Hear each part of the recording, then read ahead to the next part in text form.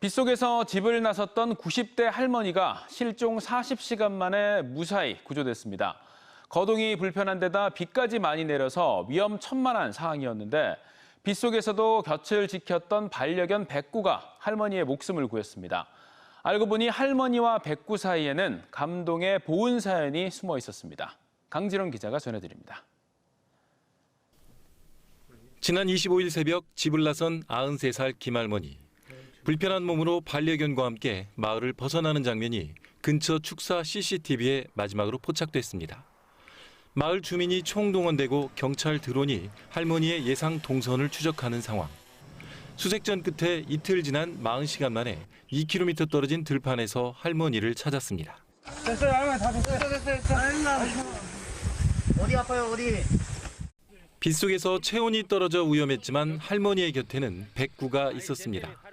할머니가 탈진해 쓰러졌는데 백구가 몸을 비비며 체온을 유지했고 경찰의 열화상 탐지용 드론이 기력이 다한 할머니 대신 백구의 생체 신호를 탐지해 위치를 찾은 겁니다.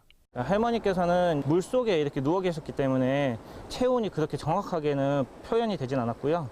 옆에 곁에 있던 이제 강아지가 체온이 높아서 이제 좀 진하게 이렇게 표현이 됐기 때문에 발견하기가 좀 더 쉬웠습니다.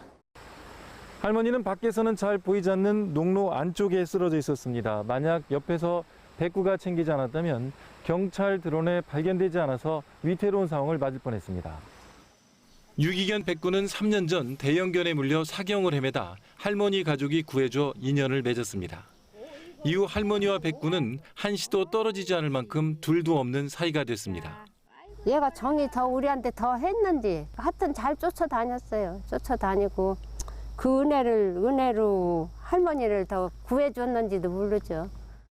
코로나19로 힘든 시기 주인을 살리는 백구의 이야기가 지난 감동을 주고 있습니다.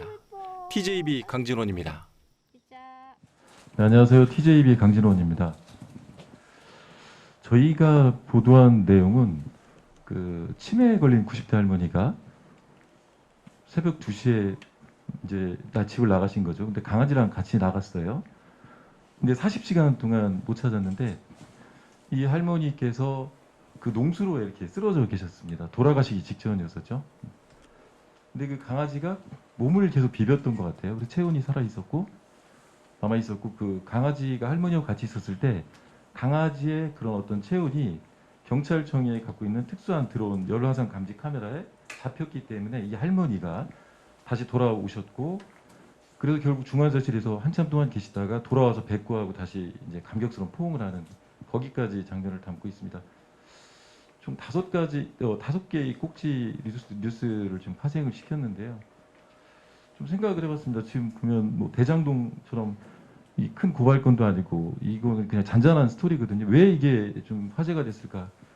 정말 제가 하루에 100통 이상 전화를 받을 정도로 컸고 그 다음에 그 메인 포털에서도 좀 도배를 하다시피 했습니다. CNN까지 주목을 했었고요. 근데 이게 생각해 보니까 지금처럼 힘들고 어려운 시기에 사람들은 따뜻한 뉴스를 좀 기대했던 것 같아요. 자기가 직접 경험하지 않더라도 이런 것들을 보면서 그러니까 눈물을 흘릴 준비가 좀 돼 있던 그런 것들이 아니었나 그런 생각이 듭니다. 그래서 시대가 요구하는 뉴스가 어떤 건지 참 꼼꼼히 살펴볼 필요가 있다고 생각을 하고요. 제가 지금 꼭 27년 차 방송기자 생활을 하고 있습니다. 근데 좀 저도 이번에 생각을 했던 게 보도자료의 중요성에 대해서 충남 홍성에서 있었던 일이거든요. 여러분들 그 홍성 아주 작은 시골이 아니겠습니까? 보도자료를 잘 보지 않죠. 패싱을 합니다. 그런데 그날 저한테 좀 눈에 띄었어요. 근데 작게 한 줄 나왔거든요. 그걸 통해서 제가 추가 취재를 했고 저희 팀이 뭐 경찰까지 같이 또 기획 취재를 했는데 그 보도자료의 중요성, 이게 작은 것이지만 우리가 간과하지 않았으면 좋겠다는 생각을 하고 있습니다. 이번 이렇게 좋은 상을 주셔서 너무 감사드리고요. 제가 이제 몇 년 남지는 않았는데 초심을 잃지 않고 한번 해야겠다 그런 생각이 들었습니다. 감사합니다.